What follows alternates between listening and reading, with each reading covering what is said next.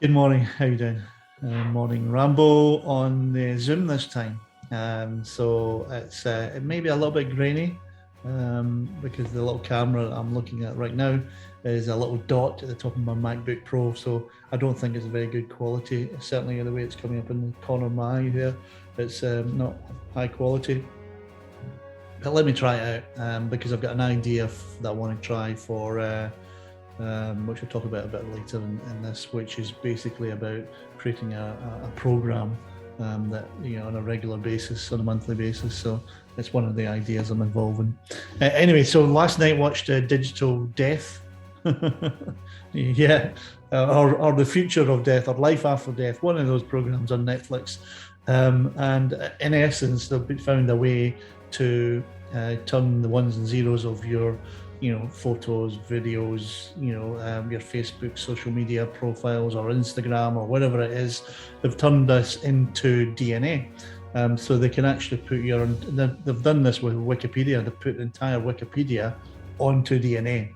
Now, what this means is that in the future, you could actually have them grow your own DNA, i.e. your storage on DNA in a plant. I'll let that fester in there for a second. Mind blown, isn't it? On a plant, or in this program, they showed you it was a tree. So the DNA was inside the tree, and you could go up to the tree and have either a hologram, because obviously holograms are going to be there, or an AI actually talking to you, and you can hear the voice. My voice would be so for my ancestor to do. Fascinating stuff, and this is the way that our data is evolving. So anything you create today will be seen by your ancestors at some point, if they can be bothered. So which is why I'm kind of keen to make sure I'm digitally, my digital footprint is as wide as it can be, mostly for my grandsons and their grandsons. So today, I am going to be doing something for the first time in this house, and that is on virtual reality. So I've got a headset coming. Finally jumped in and bought Quest 2. I went to Other Worlds at the weekend, I think I mentioned to you, and that was just exciting. And we played zombies and shooting people with Uzis and all that. So I thought, oh, no, this is just too good a technology to just let go by. I could have waited for Apple to come out with theirs, which I think is coming later in the year. No doubt that'll be a premium product rather than 300 quid for the Quest 2. But I'll go for the Quest 2 for the next year or something like that. And then if Apple turns out it's amazing, then I can maybe jump on that at another stage. But at the moment, Quest 2 is the way forward. It's got Google Earth as part of it. You can go and around. My wife's quite excited because she can go and check out holidays in advance of going there, and while myself and my other nephew in South Africa, who seems to have one, he's my only other friend who has a headset, because it comes up saying, oh, he has a headset. So maybe have a few games with him. It looks like I can play table tennis or whatever actually standing inside the game. So I might go to the gym. Might get me something active. We'll see. I think part of it, I think I just jumped in there, and I think too often I'm personally one who reviews and assesses and waits, and then and I thought, right now I'm on an Agile Leadership course, and it's reminding me. I have, on a daily basis, I'm involved in, outcome-based work, and daily huddles and sprints, etc. I'm not as close to the sprints because I'm more of a stakeholder, rather than actually, the people who are actually delivering that. And I'm one of those people that have to empower those to make sure that I give them support and make sure that I look after any issues they've got. That's where I am. But in terms of leadership, it's worthwhile going through that again, as to remind yourself, because I think when Agile first came out, there was a lot of evangelists who actually didn't make it easy for those who weren't evangelists, and they kind of put people off. Oh, we've done that before. Why are we doing this? And there is that standard resistance to change that we all have. But nevertheless, the way people bring change in is also so important. You can't bring change in by, this is the new world order, you're the old world, and you better jump to this new world. No, actually, what we're doing at the moment isn't old. It's actually the way we've evolved. And you can't, just say we're the flat Earth society because we don't know about the future of Agile. So I think the way they've introduced it isn't the best. However, here we are in 2022, and I think Agile has more or less gripped every organization, and it's good to actually grip it from a perspective of, and what I'm doing here is getting a product out there, which is this little video I'm trying out, and see if it works. Why not? Buy the Quest 2, see if it suits you. If it doesn't, throw it away. maybe not throw it away, but you know what I mean. I think Agile way of life is quite good in that, and it's linked to the book I was reading recently about be your future self now. In other words, why are we waiting for, I think I'm going to go for that goal? Well, actually, just try it out, but put it out there, see what your customers or your audience or whoever it is, do you like this? And you get feedback. It might be tumbleweed, which is what happens a lot of the time. Don't worry about tumbleweed. You do get tumbleweed, with even no matter what I've done. I've always had tumbleweed, whether it be, acting on stage or throwing out a bit of a document. A great friend of mine who passed away, and he was a journalist, and he wrote a paper, he was a writer on a paper in the local area, and he didn't get any feedback letters or anything. And then when he retired, there was an overwhelming response to him, that we liked reading your articles, etc.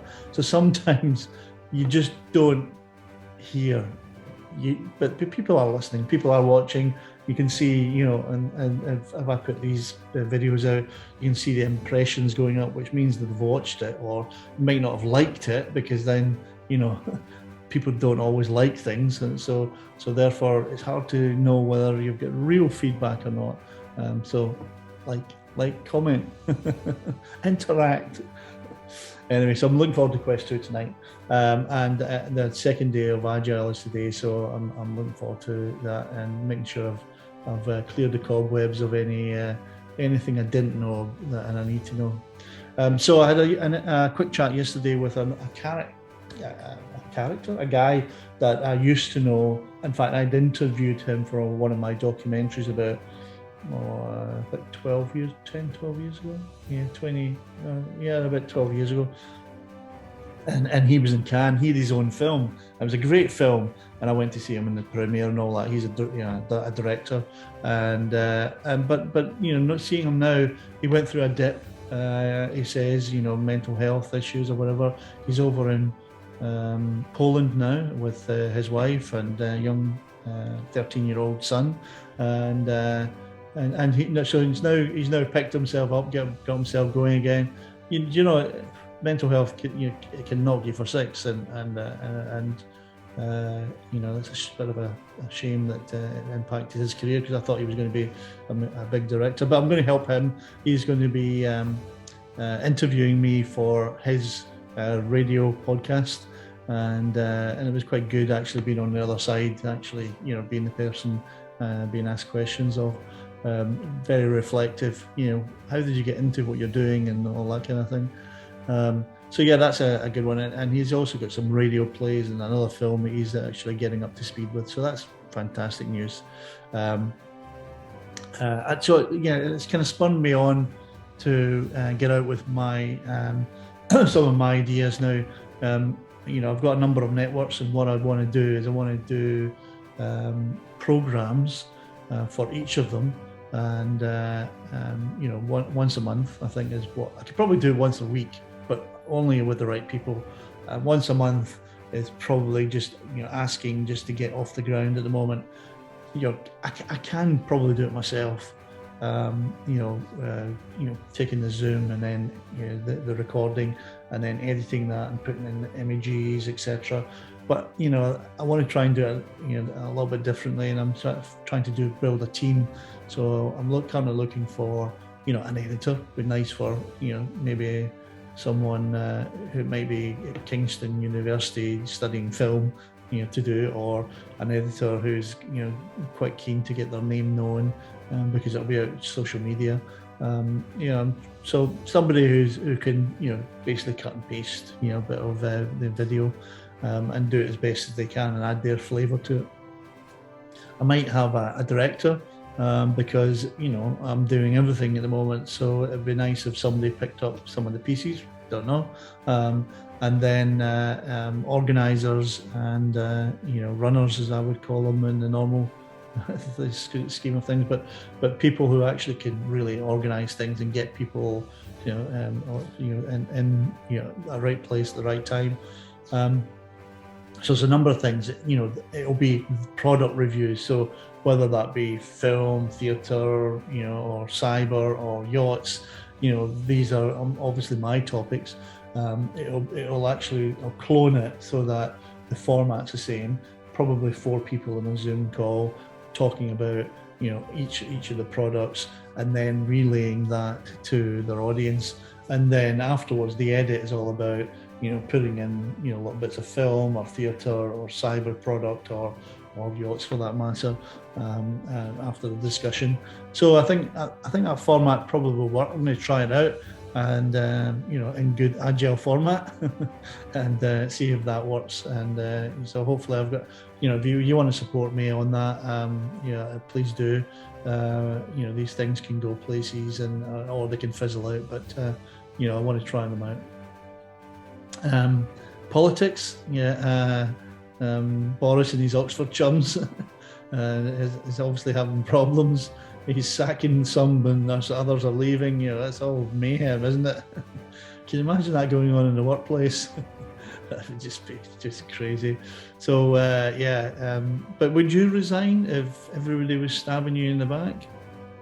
I don't think I would. I'd stick in there just to try and spite them, politics is very different from business, obviously, but if people are stabbing you in the back and moving on, you're going to get whingers, aren't you? No matter what you do, you're not going to get support from everybody who's working for you. So therefore, do you actually say, oh, well, he was probably right, I think I'll resign? No way. You keep going on your journey, you keep going until, obviously, in that circumstance, they all vote against you, and therefore the rug is taken from out under you. But I'm not a quitter either, so I wouldn't. I think Boris is doing well by just sticking in there. But his days seem to be numbered, don't they? I'm not sure he's getting much support, either side. However, if he gets through this, he will get support. People will go, how did he survive that? I think that's it. Thank you for listening.